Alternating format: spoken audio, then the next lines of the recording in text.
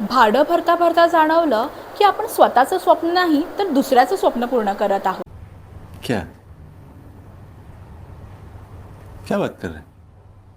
आजचा टॉपिक खूप पर्सनल आहे, renting versus buying your on house. कारण आपल्यासारख्या मिडल क्लास लोकांसाठी घर म्हणजे फक्त इन्व्हेस्टमेंट नसते, ते एक इमोशन असतं, फॅमिली असते, मेंटल पीस असतो, सिक्युरिटी असते आपली.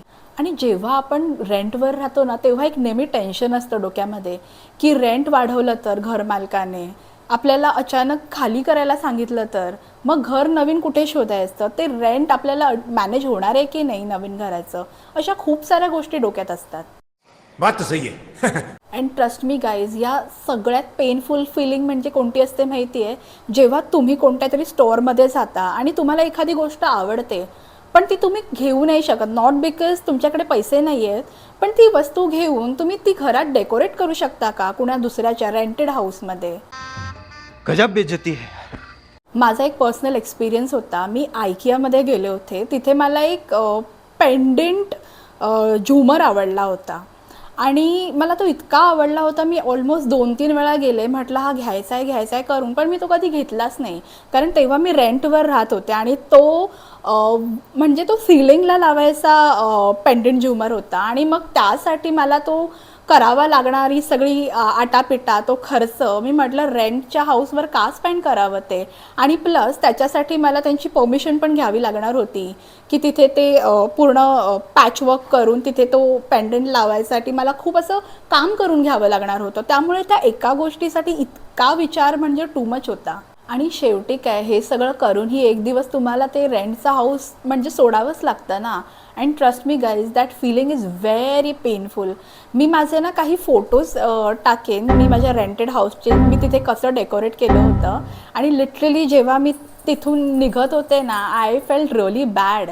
म्हटलं हे इतकं सगळं, ती पेंटिंग्स, ते डेकोरेशन्सच्या वस्तू, एक एक विकत आणलेली वस्तू अशी सजावट करून ठेवलेली आणि ते सगळं म्हणजे एका बॉक्समध्ये पॅक करून इव्हेंच्युअली मला ते घर सोडावं लागलं. पण घर स्वतःचं विकत घेणं ही तितकंही सोपं नव्हतं. आम्ही खूप प्रेशरमध्ये होतो.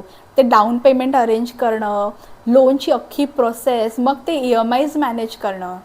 आणि एक वेळ अशी आली, आम्हाला असं वाटायला लागलं की ते रेंटवर राहत होतं ना तेच बरं होतं. पण मग फॅक्ट काय, तुम्हाला खरंच रेंटवर राहिलं पाहिजे की स्वतःचं घर घेतलं पाहिजे? आणि खरं बघायला गेलं तर रेंटिंगचा माझ्या मते एकच म्हणजे फायदा आहे की जर तुम्हाला उद्या जॉब चेंज करायचा असेल, सिटी चेंज करायची असेल, उद्या बॅग पॅक करा आणि निघून जा, बस. हो, पण रेंटिंग ना हे नेहमीच इझी नसणार आहे. कारण आता जशी महागाई होते, तुमचा आज जर रेंट 25,000 असेल तर तो येत्या 5 वर्षात 25,000 नाही राहणार आहे, तो 50,000पर्यंत पोचणार आहे. आणि एक रेंटेड हाऊस आपलेपणाची फिलिंग कधीच देत नाही. जर तुम्ही स्वतःचं घर घेतलात तर ते तुमचं असतं, तुमची ओनरशिप असते त्यावरती. आणि तेच जर तुमचं स्वतःचं घर असेल तर त्याची फिलिंगच वेगळी असते. दारावरची ती आपल्या नावाची नेम प्लेट, एक सिक्युरिटी वाटते. आणि आपले पेरेंट्स पण किती प्राऊड फील करतात, त्यांच्या डोळ्यात ते दिसून येतं. आणि जेव्हा आम्हाला आमच्या घरच्या कीज मिळाल्या ना, तेव्हा आम्ही दरवाजा खोलला आणि पहिली गोष्ट पाहिली ते म्हणजे लिटरली आमची स्वप्न पूर्ण होताना. तेव्हा ते घर पूर्ण असं खाली होतं, तरीही असं वाटत होतं की ते पूर्ण भरलेलं आहे आमच्या इमोशन्सने. आणि खरं सांगू तर दर महिन्याला EMI पे करणं हा एक त्रास आहे, पण तुम्हाला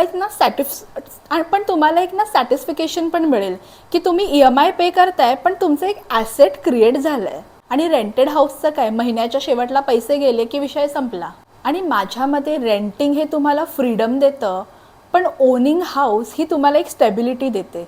मी इथे असं अजिबात म्हणत नाही आहे की लगेचच घर घ्या, पण घ्या, कधीतरी घ्या, ती एक फिलिंग खरंच खूप वेगळी असते. आता तुम्हीच सांगा, तुम्ही काय निवडाल, रेंटिंग की स्वतःचं ड्रीम होम?